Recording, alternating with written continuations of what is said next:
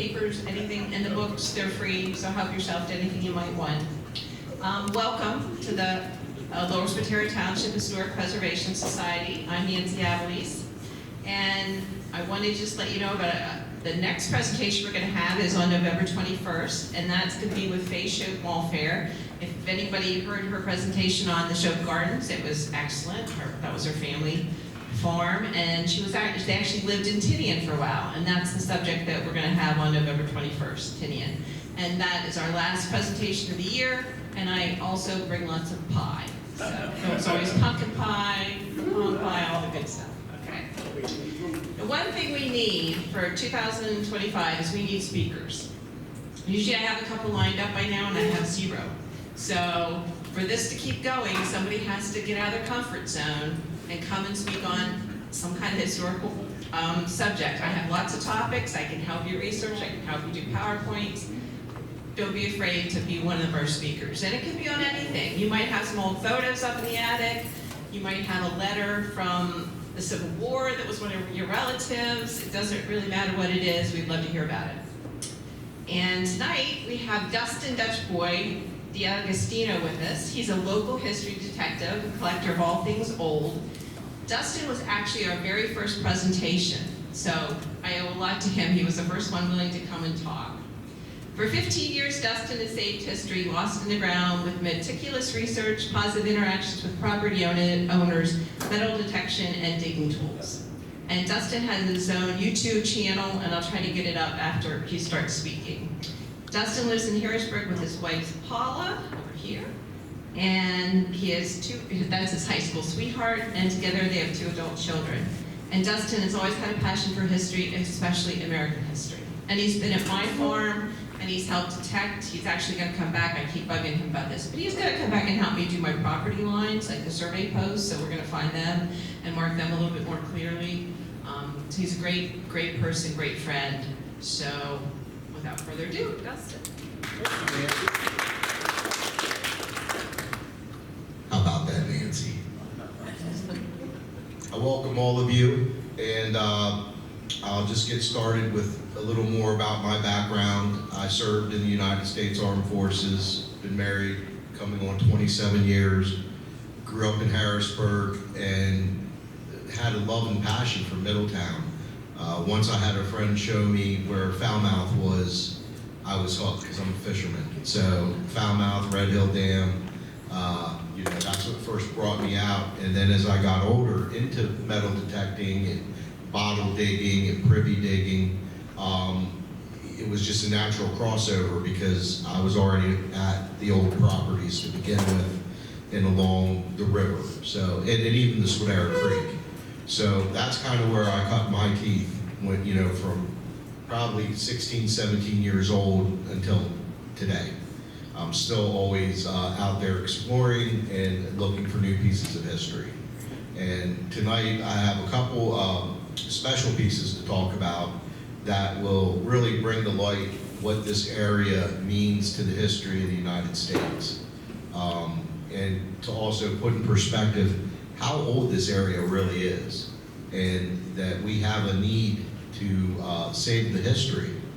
Once we save that history and we have it at places like Penn State or State Museum, then it's there for everyone to see. No one can deny it, and it's the history, it's the truth, it's what happened, and that's why I believe in what I do. And one of the first things that I believe in is I'm here to honor and preserve history to the best of my abilities. I'm not looking for the rich stuff, although my wife would like me to find more. But I'm in it for the history. I'm in it to... Good morning, everyone. Well, good morning. I don't know who that was. But I'm in it for the history. I'm in it for finding out the history behind certain things and honoring those that came before me for their sacrifices. And in this township, Lower Swatara Township, you have, even in Swatara Township, you have Middletown, High Spire, all these areas were the hub for our agriculture in this area. And they didn't call it Middletown by accident. You know, it's midway between Philadelphia and Carlisle. So that's hence where you get the name Middletown. So it's been around even before this became a country, just so you all know. Lancaster and Carlisle. What's that? Lancaster and Carlisle. Yeah, Lancaster, Carlisle, but you still had Philly there too, but I agree. I just went a little further because it started there. Anyway, yes, Lancaster was also a key point in history as well. And one of the things that's funny is this was Lancaster County. Yeah. So, and that was something I didn't realize until maybe about 15, 20 years ago. But yeah, this was Lancaster County, and I think it may have even reached over the West Shore in some spots. I'm just not as positive on that, but this was Lancaster County. And when I'm out doing what I do, I'm always looking at the soil. And there's no better thing than seeing that red clay soil, and you know you're either in Middletown or Lancaster. You know, it's not like that everywhere. And I've detected out west, up north, down south, you know, so I always miss that red clay. So with that said, how do I do the things that I do? The first thing I do is find an area or a property that, you know, struck my eye, something that may have some importance to it, some age to it, something to tell. And with that, I then go to my main research tool, beyond these, okay, and that's the computer. And there are certain things that we as the public have access, and one of them is parcel views. So you can look at anyone's property line and get some information, to glean the information off that to at least direct you to the owner. And then from that point, I look at, they have historical aerial views, is what it's called, and then they have Pen Pilot. And there's a bunch of other stuff out there too. I use the United States Congress Library for some certain things, older maps that go beyond the, I think it's 1858 is the date, that's the most common date map in Dauphin County. So, head to my computer, I find out what I want to know, I get to the point where I go to meet the owner of the house. Now, this is always the tough point because you have to walk up and basically sell yourself to an individual who has no flipping idea who you are. So the main thing you want to do, in my case, is represent myself pretty well. I'll dress in khakis and a nice t-shirt or even a collared shirt. And I will go out and I will knock on the door. And for me, it's easy because I'm actually interested in their property. And generally, most property owners are really willing and able to tell you about their property because they have feelings for it as well. And their strong feelings usually get me in the door, and I let them know I'm not here to dig up your yard, I'm not here to find all kinds of rich stuff and walk off and never see you again. You know, that's not what I do. I'm here to try to get a story of what's going on. And once I'm done with that introduction, I usually do pretty good. There's some people that will slam the door right in your face. There's some people that won't shake your hand, pay you any common courtesy or respect, and you just have to grin and bear it because it is their property. And I don't have too many of that. In fact, there's a letter up front from a good friend of mine, Ed Fox, and he has a little farm out off Longview Road, and that's, I think, mid-1800s, and we had done some research out there. And when he saw I was giving the presentation, he mailed in a letter just stating his experience with me, and that kind of moved me. And so I brought it here because you don't get that. You know how it is in the real world. You hear about the bad stuff, you don't hear about the good stuff. So that meant a lot to me. Once I get past the introduction and getting to learn the property, because one thing I'll tell you, that 9 times out of 10, that property owner will walk you all through the property. Some will take you inside, they're that proud, and I don't blame them. I mean, there's beautiful architecture all through our township, there really is. And with that said, I then move on to my metal detector. And with this to me is one of the greatest things now that we have more technology. I can pretty much tell what's in the ground before I even need to dig in it. And it's never been like that before. Before it was either you knew it was a high threshold metal tone or a low. And over the years, we've dialed it in with the technology, and you can pretty much, you don't know for certain because you always kick yourself in the head, what if? That was still a good signal, but you know, you'll know if it's a nail, you'll know if it's iron, you'll know if it's silver, or brass, or gold. Gold's is probably the toughest out of all of them because it fluctuates in that lower field. So, but the rest, it's like, you know, if I hit a 21, 23 on this screen, I know it's a penny. You know, I know it's gonna be in that range. So that's the nice thing about this hobby now, is you don't have to go in and dig up someone's yard. The next thing would be this. You know, oh my goodness, look at that thing. I can make a hole right here, okay, just using this much of it, and I can do about an 8-inch diameter, and they call it a plug or a semi-plug. And what you do is you dig a semi-plug in the ground, like that, with a hinge so you can just push it back over. When you have that together, okay, when you have that hinge on there, that gives you water. Water will come through that. So you still have it hooked to the rest of the root system. So that's why we do what's called a semi-plug. If someone does a complete plug and takes it out of the ground and puts it to the side to extract what they're looking for, when they put that plug back in, if it's dry, like I was telling Nancy why I haven't metal detected much this year because it's been dry.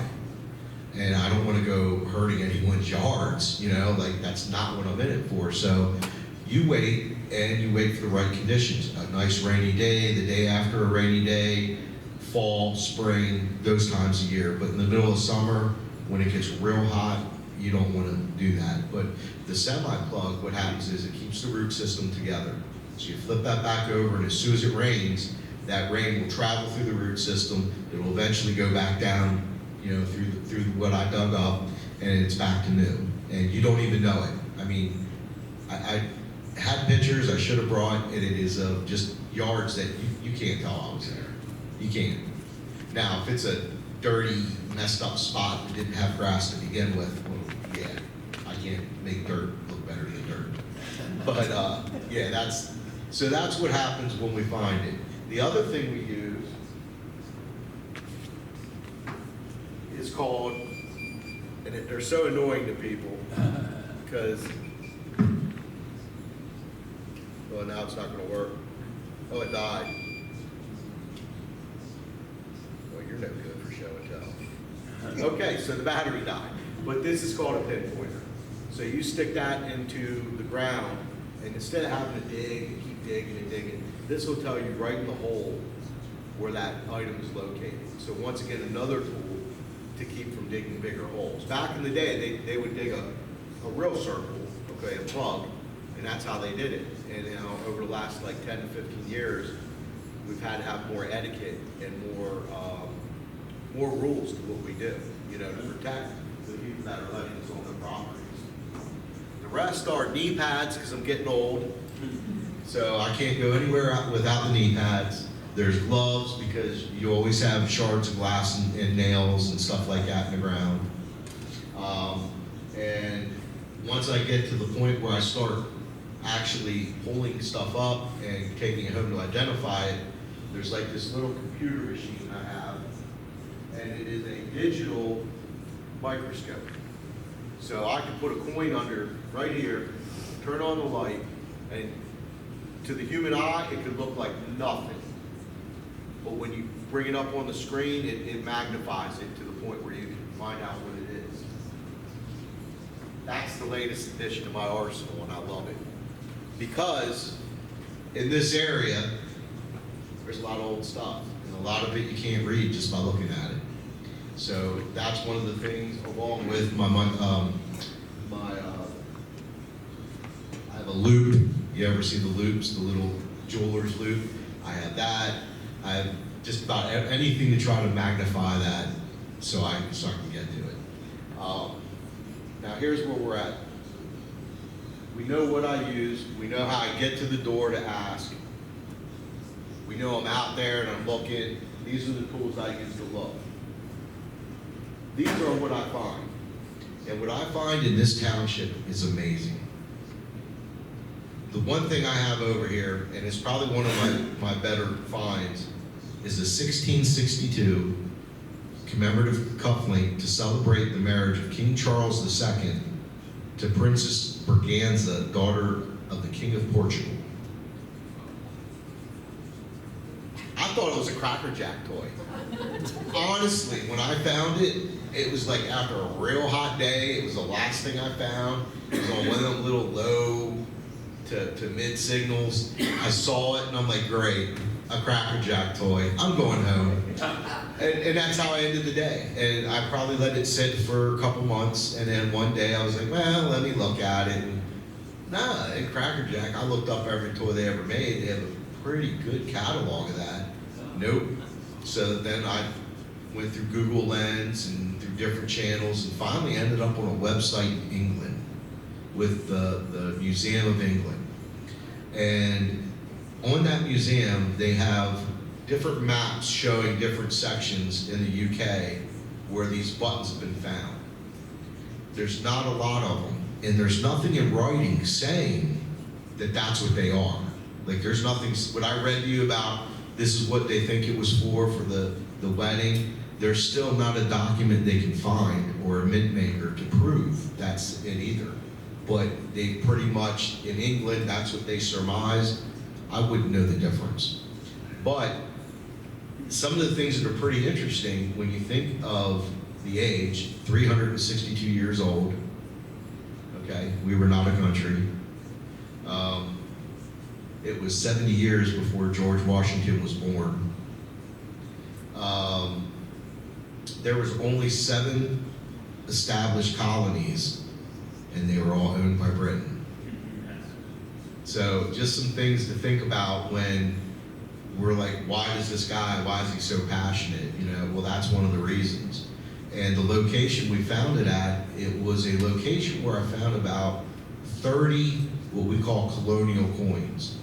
And there were King George's, the second and third, which were from 1727 to 1807. So, you know, once again, we didn't even get to the War of 1812 yet. And, you know, we have all this colonial coinage here in the township. Like, what's it doing here, you know? Well, we found on the field that, well, we surmised through research and tracking where we found each one. You know, we do actually, someone had asked me about putting the GPS coordinates in, and we do that through OnX. And through OnX, which is a hunting tracking device that shows you the borders around where people live, you can pinpoint exactly where you find stuff. And it was a road. It was a road that led from one part of the township to another. And the only thing we could surmise out of it is it was a tavern, because right across from it, going over the Swatara, was a ford, a clear ford that you know, when they called them a ford, where you go across the creek or the river, and that's where it came off of. And it was just very interesting, you know, trying to put together what's this doing here, what's up with the time period of what I'm finding here. And, you know, like I said, it's all English. You know, there's nothing American to see. We also, in this township, I found a lot of, they're called 8 reals. You might have heard of them like on pirate movies and stuff, you know, the 8 real, a 2 real, and it's Spanish coinage, but it's from different colonies that they own. So there were some from Peru, I think there was Mexico City, Lima, Peru, and I think there was one other place that it slips my mind. But this township has it. So I found them in this township, not very far from here, and not very far from here at all. And what's interesting about that is we were using this coinage. We had none of our own. That wasn't established until 1792. So there was no United States anything. So everything we had was either Spanish, English, or Dutch, or whatever. But the Spanish and English coins, they fared better because of the people backing them, because Spain was an empire and England was an empire. Basically, the other countries ended up having to use silver and gold, which was the Spanish and English. Some of the other things found, one last thing, the reals, they're from the 1500s to the 1800s, but the one I found, in the best condition, it's from 1794. So that was pretty nice. And it was in a spot where they actually did work putting in a drain pipe. And what they did is they moved everything off, dug down, put the drain pipe in, moved everything back. And when they did that, they flipped it so that it was only a few inches under the ground. You never, as a detectorist, you never expect to walk over a drain and get something like that. Usually the pipe from the drain drives you nuts, but this one was down deeper, and I just couldn't believe it. And it's within 300 yards of here. Sir? Yeah, I asked a question about your coins. Yeah. Those coins, some were silver and gold, metal, precious metal. Yeah. Yes. What were the other ones made out of? Not so precious? Copper. Oh, And with this clay soil, it just eats that copper up. Yeah, the copper doesn't come out as nice as the silver and gold, that's for sure. Good question. Other things I find that are quite common to the area is, as you know, in the 1800s, the area really exploded. And I find a lot of Indian head pennies. You know, they started in 1859 to I think 1909. So, you know, that little brief time period, I found a gazillion of them in the township, a gazillion of wheat pennies. They're like everywhere. It's like our ancestors are dropping change from like the 20s up through the 50s, just like wheat pennies were nothing. I don't know. I feel like they're just throwing them away, like throwing them along a trail, but we get so many of them. Buffalo nickels are common. We get a lot of buffalo nickels around here. And barber dimes. Now you notice I didn't say about quarters, you know, or half dollars or dollars. Those are coins that they do come up around here, but they're really rare. It's hard, and one of the reasons why is after World War II, that's when this hobby took off. The guys coming home with their minesweeping equipment started this off. Then the guys from Vietnam had even better stuff. So these guys came home, and that, like, the bigger the coin, the higher the tone, it's going to explode in your earphones, like really ring. Stuff like that they found right off the bat, you know, from the 50s, 60s, 70s, and 80s. That's why these machines will go down like, you know, 2-3 feet in the right condition. Another thing we find are buckles, bells. I have bells up here, crodle bells, sleigh bells, you know, just everything up there. I have marbles, find a lot of marbles, a lot of jewelry, rings. Once again, rings I found right next door at Harmony Hall. The owner there, Karen, was nice enough, and there's actually, if you go into Karen to her office, there's a display there with all the things I found. And what the significance of that is Camp Meade was in Lower Swatara Township. And there used to be a debate of whether or not that was true, and it is true. Camp Meade was in this, the way the township's lit, you know, lined out, it was here. Yes, sir. marble is a stone. How's a metal detector find a stone marble? You know, every time there's like a trashy area where kids played and you dig up just something else, like you dig up something metal, there's always marbles. You know what? Everyone says the same thing. Well, how do you find out on a metal detector? It's just when the kids played, they played in certain areas back in the day. They don't even go outside the door today. Don't do that. But, you know, back then, even when I was a kid, I played with my Army men in one spot in the yard. And so, yeah, you go out there. I found a German swirl. It's just got swirls all through it. It's a shooter, you know, which is a bigger marble, but it's from the 1800s. I found Bennington marbles from the 1800s, which were made here in Ohio. So there's a lot of history you find when you're digging for other things. It's so common that if you look at that jar, I probably have 20 or 30 of my best ones on displayers in my house that I didn't bring. You find that many. At one time I found, a kid must have just left playing marbles, you know, in the 60s, had his whole set out. You know, so marbles and stuff like that, porcelain, bottles, all that, you know, when I'm out there, there's a box right here, you guys can touch anything in it. It's open. That's what I call the other stuff. That's not even the other stuff. The other stuff is tin cans and pop tops. But I don't save that stuff.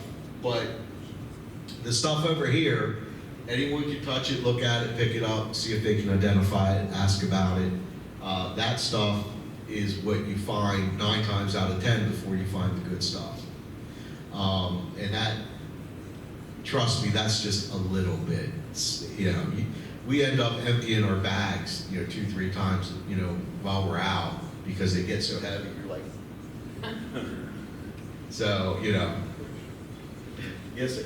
Does your detector work underwater? And have you found anything underwater? Yes, it does, and I don't like being underwater.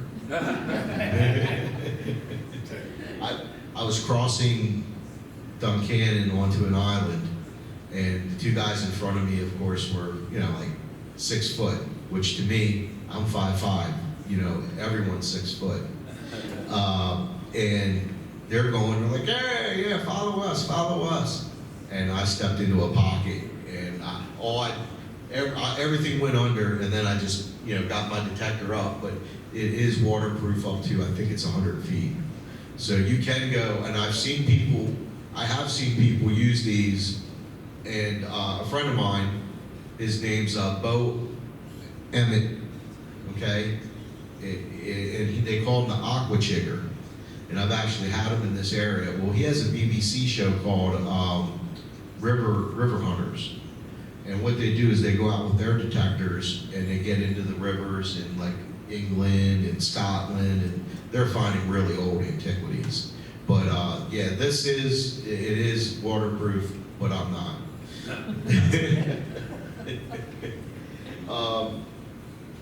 Can you swim? No.